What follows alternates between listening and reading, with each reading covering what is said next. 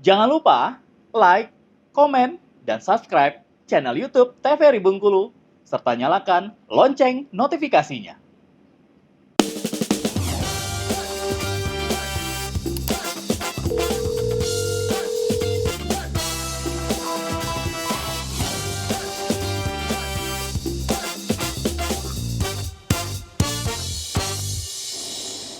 Kembali lagi bersama saya Syifa Nabila di Dokter Kito Besamo Kita Sehat. Pemirsa, kita lanjutkan lagi pembahasan tentang limfadenitis yang semakin seru ya dok ya.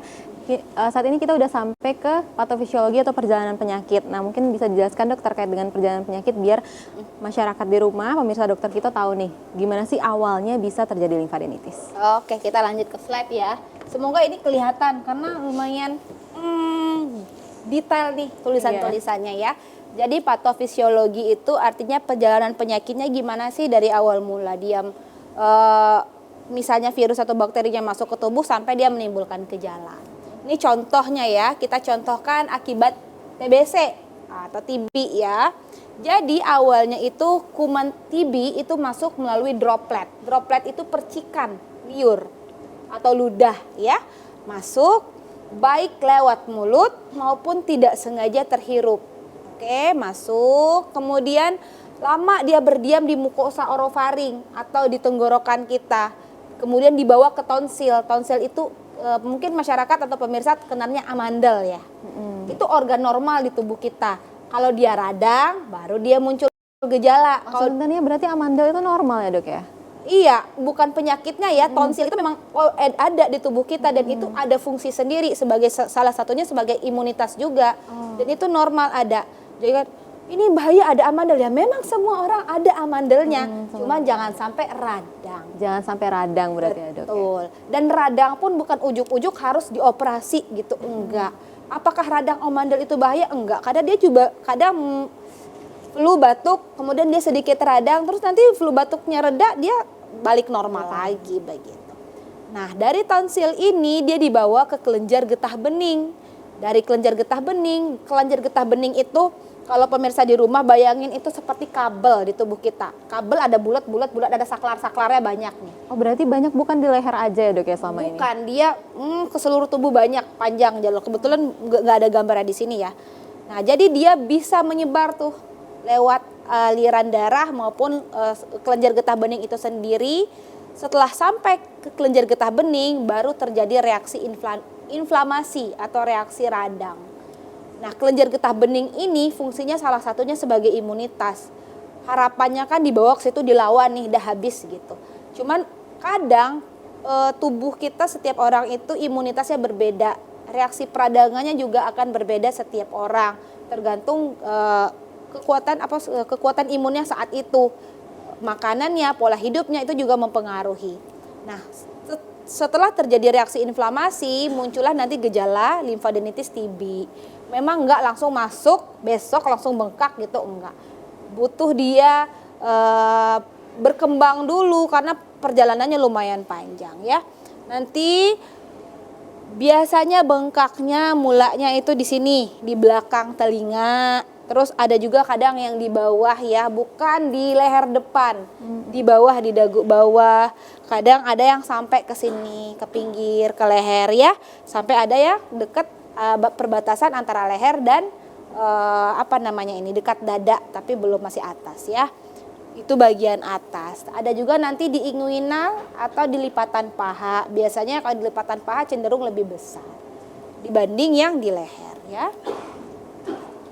Oke, untuk gejalanya sendiri ini tadi ada ya ternyata gambarnya, ini seluruh tubuh tuh banyak ya. Ada yang di aksila atau di ketiak, kemudian ada di para-aortik, di iliak itu tadi yang di lipatan, inguinal lipatan ada di iliak juga di bagian agak atas. Jadi dia tersebar banyak ke seluruh tubuh. Ukuran kelenjar getah bening yang membesar untuk gejalanya ya, kemudian terasa sakit saat menyentuhnya. Jadi dipegang itu sakit. Oke. Kemudian benjolan di leher biasanya terasa lebih lembut dan kulit pada benjolan berwarna kemerahan. Kalau ada kemerahan biasanya ada reaksi radang. Dan muncul cairan nanah dari benjolan ini udah tingkat lanjut ya, udah parah, dia bisa pecah juga. Oke. Tapi awal-awal biasanya datangnya masih bengkak, sakit, itu aja pasien udah datang ya dok ya, karena itu sangat tidak nyaman, kayak aduh nggak nyaman, kegeser, sakit gitu. Oke. Ini contoh gambarnya ya, contoh inflamasi atau radang itu pertama ada rubor, kita bilangnya, atau kemerahan. Kemudian tumor, dia membengkak dan teraba panas dan nyeri. Berujung nanti loss of function atau artinya dia berkurang fungsinya. Oke.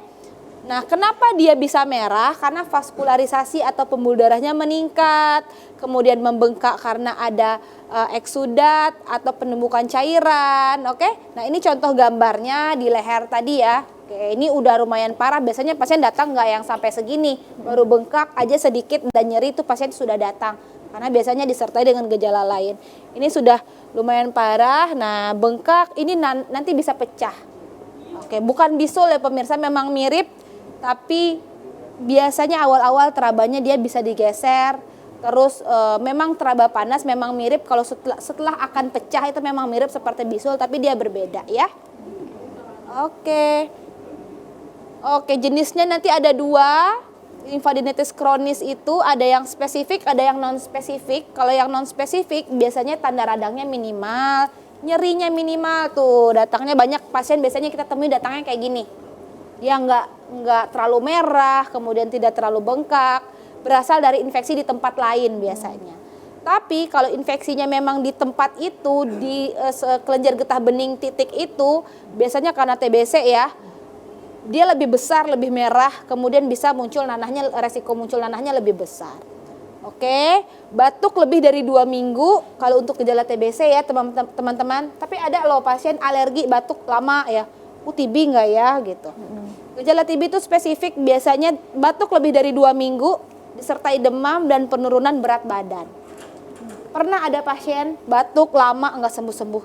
Aku TBC deh kayaknya, tapi badannya gede, nafsu makannya masih oke, tidak ada keringat malam.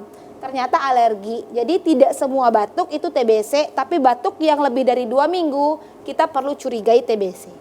Oke, kecuali nanti ditemukan ada bukti penyakit lain. Oke, baik dok. Ini kayaknya gambarnya pada anak-anak ya dok ya? Iya, yang di atas itu pada anak-anak. Kayak dibahas oleh dokter Bella tadi, seperti pada anak-anak. Nah, mungkin saya ingin bertanya ke dokter Bella nih dok. Kalau misalnya pada anak-anak nih, kalau misalnya ada udah ada benjolan, orang tua tuh harus apa sih yang harus dilakukan pertama kali? Kan orang tua nih pasti dia panik nih dok, kalau misalnya ada benjolan tiba-tiba di anaknya. Jadi apa sih yang harus dilakukan pertama kali oleh orang tua? Oke, jadi untuk pemirsa di rumah, kalau misalnya emang ada benjolan, kita harus tahu dulu nih tadi ya, benjolannya itu seperti apa. Kalau misalnya dia tanda-tanda tadi, ada tanda-tanda yang dia mengarah keganasan atau tidak. Dan yang paling utama adalah kita harus cari dulu penyebabnya. Awal mulanya timbul benjolan ini gimana sih gitu, apakah karena tadi ada faktor-faktor infeksi atau tidak.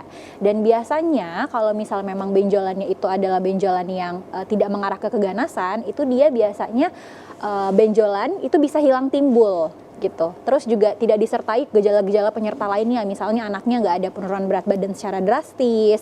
Terus juga pada benjolannya itu dia biasanya kalau dia keganasan dia nggak ada kemerahan di sekitar kulit samping-sampingnya. Terus juga tepinya biasanya dia rata, bisa digerakkan yang sudah dijelaskan sama dokter Junia tadi gitu.